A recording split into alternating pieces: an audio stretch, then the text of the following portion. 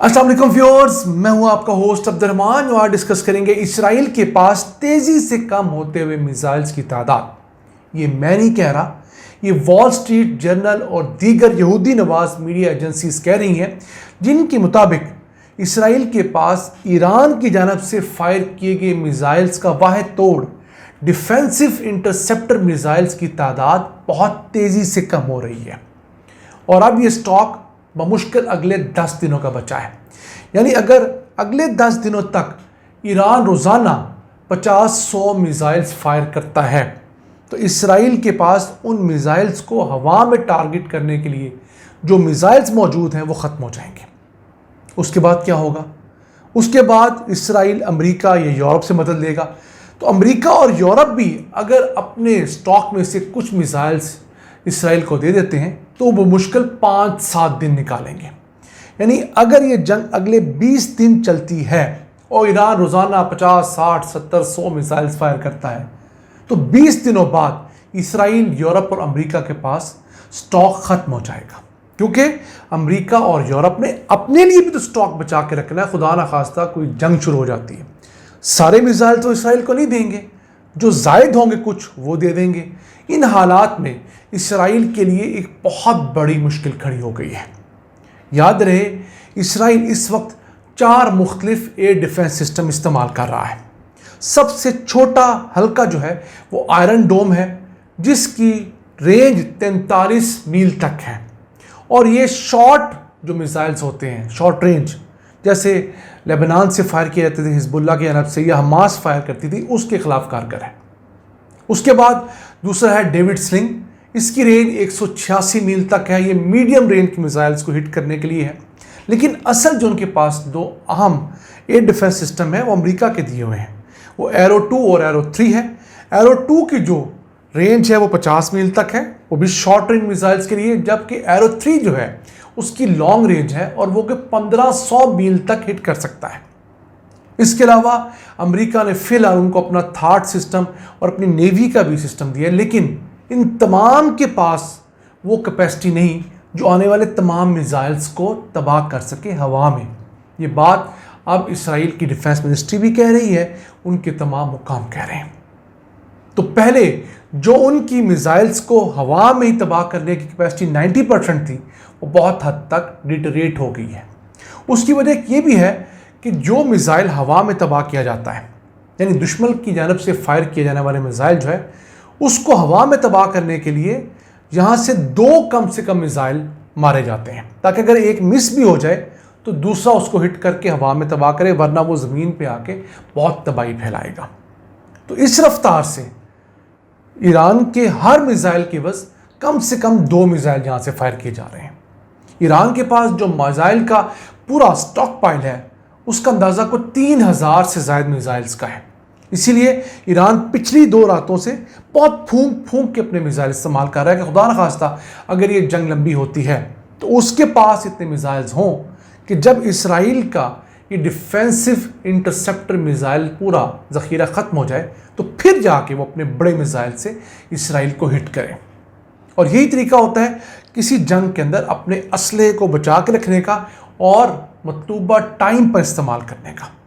फिर एक और मसला भी है, ये जो मिसाइल्स हैं, इंटरप्टिव मिसाइल्स, ये एक तो महंगे भी हैं और इनको बनाने में भी ज़्यादा टाइम लगता है। अब ये बात है कि ईरान जो एक बैलिस्टिक मिसाइल $1 मिलियन में बना रहा है, उसके मुकाबले में इसराइल जो मिसाइल बना रहा है उसे तबाह करने के लिए वो $3 मिलियन में बना रहा है। तो 3 गुना का फ़र्क यहाँ आ गया। फिर एक मिसाइल के मुकाबले में 2 मिसाइल छोड़े जा रहे हैं तो $6 मिलियन हो गया, यानी कि 6 गुना कॉस्ट इसराइल की बढ़ गई। सिर्फ यही नहीं, ये जो डिफेंसिव इंटरसेप्टर मिसाइल होते हैं इनको बनाने में टाइम भी ज़्यादा लगता है और इनकी जो मशीनरी है वो चूँकि कॉम्प्लिकेटेड होती है तो बहुत जल्दी नहीं बनते, ये टाइम टेकिंग है। अमेरिका में भी इनको बनाने में बहुत टाइम लगता है, मुश्किल काम है। उस वजह से भी इसराइल को बहुत सारी मुश्किलात आ रही हैं।